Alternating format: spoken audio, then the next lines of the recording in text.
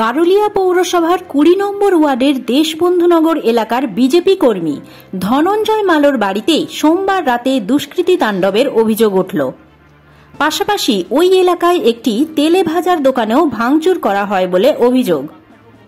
এই ঘটনায় নোয়াপাড়া থানায় অভিযোগ দায়ের করা হলে পরে একজনকে আটক করে পুলিশ। এরপর মঙ্গলবার সকালে ওই এলাকায় যান ব্যারাকপুর সাংগঠনিক জেলা বিজেপি সভাপতি মনোজ বন্দ্যোপাধ্যায়। আইনি ব্যবস্থা গ্রহণ করা হবে বলে দলীয় কর্মীদের আশ্বস্ত করেন তিনি। বারবার করে পশ্চিমবঙ্গের একটা কালচার এখানটায় তৃণমূল সংস্কৃতি চালু করেছে। 2021-এ দেখেছি ব্যাপকভাবে সন্ত্রাস হয়েছে, নির্বাচনে হার আছে, জিত আছে। যে গণতান্ত্রিক দেশে যে কোনো রাজনৈতিক দল করতে পারে, তাই বলে যে সন্ত্রাস এরকমভাবে বাড়ির ওপর আক্রমণ, বাড়ি ভেঙে দেওয়া, মানুষকে মারধর করা, এটা পশ্চিমবাংলার যে অপসংস্কৃতি তৃণমূল যেটা চালু করেছে, আগামী দিনে এটা মানুষ ভালোভাবে নিচ্ছে না এবং আগামী দিনে তার ফল ভুগতে হবে তাদেরকে। কারণ নির্বাচনটা হয়ে গেছে, এক পক্ষ জিতবে এক পক্ষ হারবে, এটাই স্বাভাবিক আছে।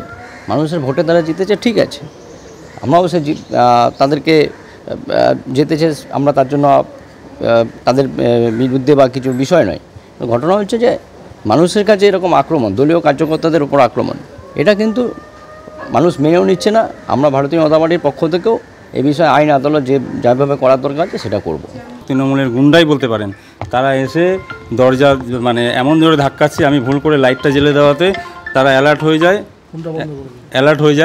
এবং অ্যালার্ট হয়ে যাওয়ার পরে তারা পালিয়ে চলে যায় এবং তারা যথারীতি ওইটাকে ভেঙে ফেলে দেয় এবং আওয়াজ করে যে কোন বাবা আছে, কালকে আমরা দেখে নেব। এই কথা বলতে বলতে চলে যায় এবং তাদের মধ্যে বেশ কয়েকজনকে আমরা দেখেও নিই, কিন্তু ছবিটা তুলতে পারিনি। ছাদে গিয়ে যখন যাই তখন তারা চলে যায় অলরেডি। জানতে পারলাম যে এরকম ব্যাপার হয়েছে, কারো গ্রিল দিয়ে ঝাঁকাঝাঁকি করেছে। প্রথমে বলে দিই, তৃণমূল কংগ্রেস প্রাথমিক বলেছিল গুন্ডারাজ খতম করবেই।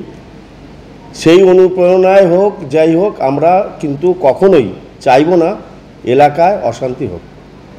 আর যারা এরকম ছুটকা ছাটকা যারা অশান্তি করতে চাইছে, তৃণমূল কংগ্রেস তার দায়ভার নেবে না, এইটা হচ্ছে পরিষ্কার কথা এক।